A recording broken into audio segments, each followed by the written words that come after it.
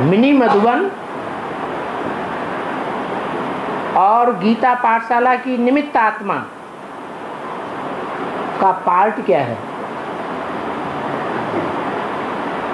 Mini Madhuban की निमित्त आत्मा का पार्ट क्या है, माने इंचार्ज का पार्ट क्या है? और गीता पाठशाला की निमित्त आत्मा का पार्ट क्या है?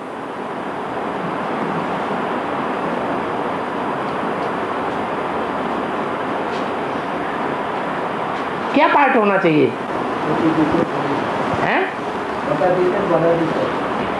छोटा टीचर माने टीचर ही बनेंगे बड़ा ड्रामा में। ये भी बात है, बाबा ने मुरली में बोला कोई तो सतयुग त्रेता में भी जाकर के टीचर बन जाएंगे। यहाँ पढ़ाई तो बहुत अच्छी पढ़ाते हैं लेकिन खुद धारणा नहीं करते, तो वहाँ क्या बनेंगे? अच्छे टीचर बन जाएंगे लेकिन राजा नहीं बनेंगे।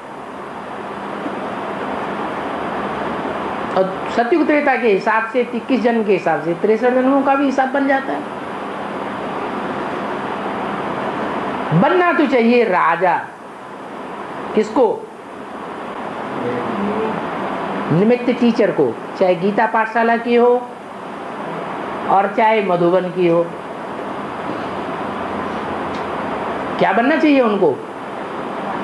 जन्म जन्मांतर क्या बनना चाहिए?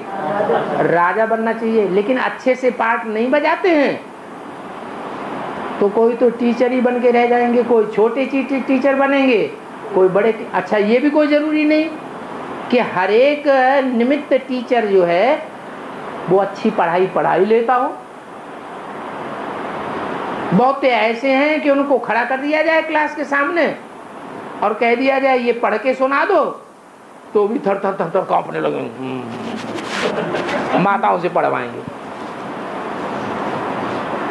ऐसे भी निमित्त टीचर होते हैं। ऐसे दुनिया में कोई थोड़े बहुत राजाएं देखे कि नहीं?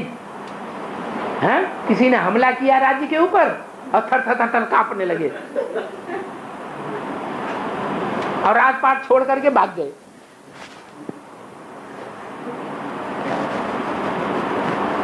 कोई फिर राजा भी बनेंगे, महाराजा भी बनेंगे, रानियां बनेंगी, महारानियां बनेंगी। तो ये निश्चित नहीं है कि मिनी मधुबन और गीता पाठशाला के निमित्त आत्मा क्या पार्ट बजाएंगे। कोई तो एक जन्म के ही राज परिवार में आकर के रह जाएंगे। राज परिवार में एक जन्म के लिए आएंगे, प्रिंस या प्रिंसेस बन जाएंगे अल्पकाल के लिए, बस। जिम्मेवारी लेंगे, थोड़ी सी जिम्मेवारी ली है तो वहाँ एक जन्म के लिए थोड़े से समय के लिए प्रिंस प्रिंसेस बने और वह खलास, शरीर छोड़ दिया। द्वापर कलयुग में ऐसे बहुत होते हैं।